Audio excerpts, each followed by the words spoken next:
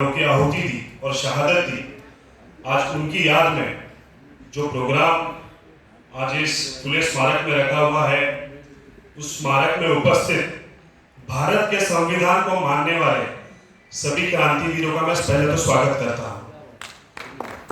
भारत के संविधान को मानने वाले क्रांतिवीरों का स्वागत मैं इसलिए कहता हूं क्योंकि आज हम देख सकते हैं कि भारत के संविधान को कहीं तो कुचले जाने का कुछ ऐसा माहौल इस देश की सरकार ने बनाया हुआ है।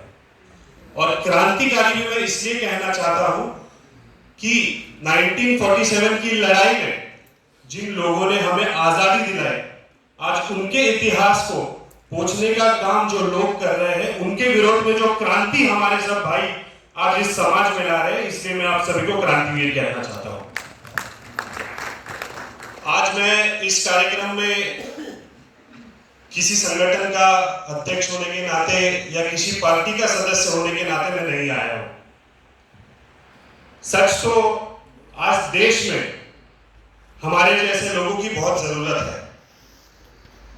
कुछ ही दिन पहले हम सभी ने देखा होगा कि हमारे जैसा ही एक नौजवान वीर दास, उसने अपने एक भाषण में भारत की सच के बारे में, भारत के सच के बारे में, आज जो परिस्थितियां इस देश में है उसके बारे में कहते हुए कुछ शब्द कहे थे। और उसने कहा था कि आज देश में दो भारत है। बहुत लोगों ने उनका विरोध किया। बहुत लोगों ने कहने से ज्यादा मैं कहता हूं कि एक संगठन ने और एक पार्टी ने उनका बहुत बड़ा विरोध किया। मैं आज उसी को लेकर कुछ कहना चाहता हूं। 1947 के बाद देश को जो आजादी मिली, उसके बारे में हमारे वरिष्ठ वक्ताओं ने बहुत सारी बातें कही हैं। मैं ज्यादा उसके बारे में नहीं बोलना चाहूंगा क्योंकि मैं मुझसे ज्यादा मैं समझता हूं कि उनको उस चीज की ज्यादा समझ है और मेरे से अच्छा वो आपको उस बारे में कहेंगे। 1947 को जो आजादी मिली और उसके बाद जो देश में परिस्थितियां हुई, जो अभी तक जो देश की प्रगति हुई है, जो देश की उन्नति हुई है, उसके बारे में वीरदास ने कुछ कहा था कि आज भारत में दो भारत है। एक भारत ऐसा है कि जिस भारत के महात्मा गांधी ने अपनी स्वतंत्रता के लिए देश के लड़ते लड़ते अपने प्राणों की आहुति दी। एक भारत उस महात्मा गांधी को नतमस्तक है और एक भारत ऐसा भी है कि जिसने महात्मा गांधी की हत्या की, उनको गोलियां मारी, आज उनकी पूजा करता है। एक भारत ऐसा भी है। एक भारत ऐसा भी है जिसके एक प्रधानमंत्री ने, मैं नाम नहीं लेना चाहूंगा, देश के एक प्रधानमंत्री ने हरित क्रांति के रूप में इस देश के किसानों को न्याय दिलवाया था। और आज देश में एक ऐसी सरकार है जो रास्ते में किसानों को कुचल देती है। एक भारत ऐसा भी है।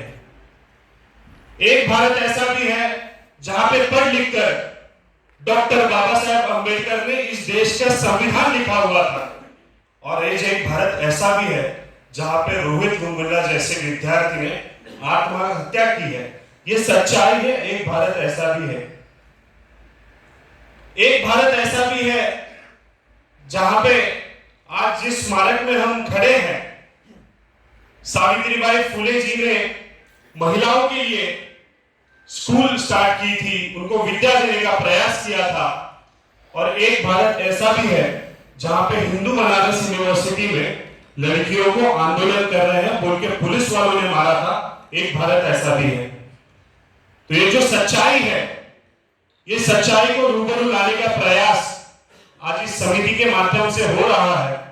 आज मैं सबसे पहले तो महाराष्ट्र प्रदेश एनएसयूआई की तरफ से और महाराष्ट्र प्रदेश कांग्रेस कमेटी की तरफ से आज सभी आयोजकों का दिल से धन्यवाद कहना चाहता हूं कि युवाओं के सामने जो सच्चाई आज देश की परिस्थिति, आज देश में जो चल रही है, वो लाने का प्रयास कर रहे हैं। उसमें हम आपके साथ खांधे से खांधा लगाकर इस लड़ाई में लड़ने के लिए तैयार हैं। आज मेरे बहुत सारे युवा साथी यहाँ पे उपस्थित हैं। मैं आप सभी को कहना चाहूंगा कि आज की जो आजादी की लड़ाई है, ये हमारी लड़ाई है। अगर उस वक्त चंद्रशेखर आजाद, उस वक्त अगर हमारे लोग महात्मा गांधी जी, नेहरू जी अगर केंद्र सरकार के जो अंग्रेजी सरकार उस वक्त थी उसके विरोध में अगर लड़े नहीं होते तो आज हम जो यहाँ पे आज बोल रहे हैं, आज यहाँ पे जो हमारा हुजूम जमा हुआ है वो जालियनवाला बाग जैसा होता, हमको भी गोलियां मार के हत्या कर दी आज हमारी होती अगर उस वक्त हमारे लोग लड़े नहीं होते।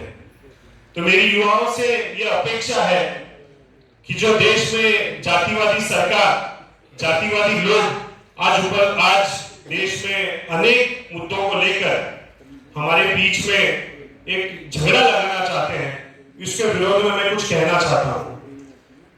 मैं मुस्लिम हूं।